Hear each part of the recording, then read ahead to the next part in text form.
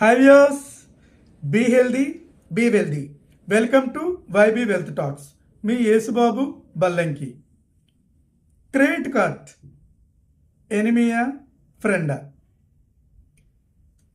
మీలో ఎంతమంది credit card use చేస్తున్నారు? యూజ్ చేసి ఉంటే ఎస్ అని కామెంట్ చేయండి. ఒకవేళ లేకుంటే నో అని కామెంట్ చేయండి. నవేడేస్ క్రెడిట్ కార్డ్ అంటే చాలామందికి ఫ్యాషనేట్గా తయారైందండి. పాకెట్లో క్రెడిట్ కార్డు ఉండగానే 2 to 5 lakhs మన దగ్గర ఉందిరా, ఎటువంటి ఖర్చులైనా చెయ్యొచ్చు అనే ఫీలింగ్తో గడిపేస్తున్నారు అందరూ కూడా. క్రెడిట్ కార్డ్ అంటే మనకి ఒక మనీ కాదండి, బారోడ్ మనీ. అంటే అప్పుగా వస్తున్న మొత్తం. ఇది అప్పుగా అంటే ఈ మంత్ మనకి అప్పిస్తుంది, నెక్స్ట్ మంత్ తీర్చమని బిల్లు వస్తుంది.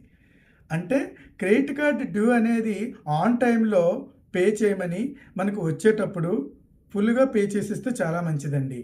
ఇఫ్ ఇన్ కేస్ మీరు ఫుల్గా డ్యూ అమౌంట్ పే చేయలేకపోతే మీకు మినిమం డ్యూ అమౌంట్ అనే ఆప్షన్ ఉంటుంది.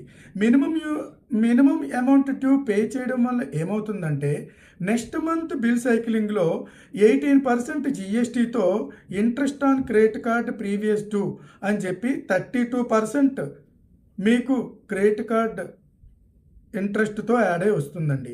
అంటే మీకు interest on credit card due అని చెప్పి వస్తుంది, ప్లస్ 18% జిఎస్టీ అని యాడ్ అవుతుంది. ఆ మంత్లో మళ్ళీ ఏవైనా ఎక్స్పెన్సెస్ ఉంటే అది కూడా యాడ్ అవుతుందండి. మొత్తం టోటల్ అంతా కలిపి మీకు మళ్ళీ ఓవర్ బర్డెన్ అవుతుంది కదండి. మీకు ఎంతైతే ఇన్కమ్ వస్తుందో దానికి తగ్గ విధంగానే క్రెడిట్ కార్డుని యూజ్ చేస్తే మంచిది. మీరు కట్టే ఎఫెక్ట్ ఉంటేనే క్రెడిట్ కార్డు వాడండి. లేకుంటే దాని నుంచి పర్సనల్ లోన్స్ అని, క్రెడిట్ కార్డ్ లోన్స్ అని, లేకపోతే ఏదైనా ఈఎంఐ కింద కన్వర్ట్ చేసి కార్డుని మన ఇష్టం వచ్చినట్టుగా వాడితే మనకి దాని నుంచి కూడా చాలా లయబిలిటీస్ అనేవి క్రియేట్ అయిపోతాయండి.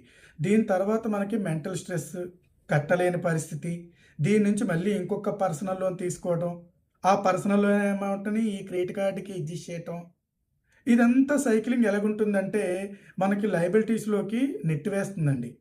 ఇంత స్ట్రెస్ అవసరమా చెప్పండి? మీకు ఒక 50,000 ఇన్కమ్ వస్తుంటే వాడు 50,000 మీద 10 times ఒక 5 lakhs వరకు మీకు క్రెడిట్ లిమిట్ ఇస్తాడండి. క్రెడిట్ లిమిట్ అంటే అర్థం ఏంటంటే మీకు ఎంతవరకు ఎఫెక్ట్ పెట్టగలరో అంతవరకు ఖర్చు పెట్టుకోమని అర్థం. వీటి నుంచి మనకి బెనిఫిట్స్ కూడా ఉన్నాయండి. చక్కగా ఎలక్ట్రిసిటీ బిల్స్ కానీ, రీఛార్జెస్ కానీ, ఇంట్లో ఉండే కేబుల్కి సంబంధించిన రీఛార్జెస్ కానీ, ఫర్దర్ ఎక్స్పెన్సెస్ కానీ, ఇలాంటివి ఏవైనా సరే మనం చేసుకొని అది నెక్స్ట్ మంత్ బిల్ సైక్లింగ్లో on or before due date pay చేసేసుకుంటే మనకి ఎటువంటి టెన్షన్స్ ఉండవండి. అంతేగాని మనం ఈ అమౌంట్ని మళ్ళీ వేరే దానికి యూజ్ చేసి ఆ క్రెడిట్ కార్డ్ డ్యూ డేట్ టైంకి మనం ఏది పే చేయలేకపోతే ఏదో మినిమం డ్యూ పే చేసేస్తే సరిపోతుందో అనుకుంటే 30 to 40% ఇంట్రెస్ట్ అనేది ఎందుకండి? మనకు అవసరం లేదు కదండి.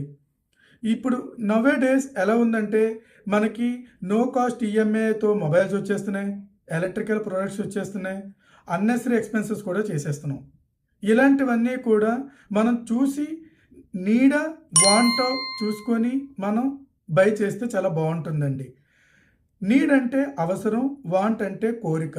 కోరిక వేరు, అవసరం వేరు. అవసరంలో కూడా అవసరం, అత్యవసరం అని కూడా ఉంటాయండి. ఎమర్జెన్సీ నీడ్ అలాంటి వాటికి మాత్రమే మనం యూజ్ చేస్తే బాగుంటుందండి.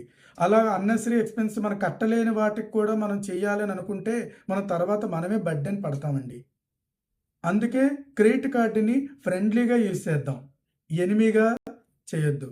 క్రెడిట్ కార్డు మన కోసం పనిచేయాలండి, మనం క్రెడిట్ కార్డు కోసం పనిచేయకూడదు. ఇలాంటి మనీ వెల్త్ టిప్స్ కోసం నా ఛానల్ని ఇప్పుడే సబ్స్క్రైబ్ చేసుకోండి. Be healthy, be wealthy. Like and share. Thanks for watching. Jai Hind.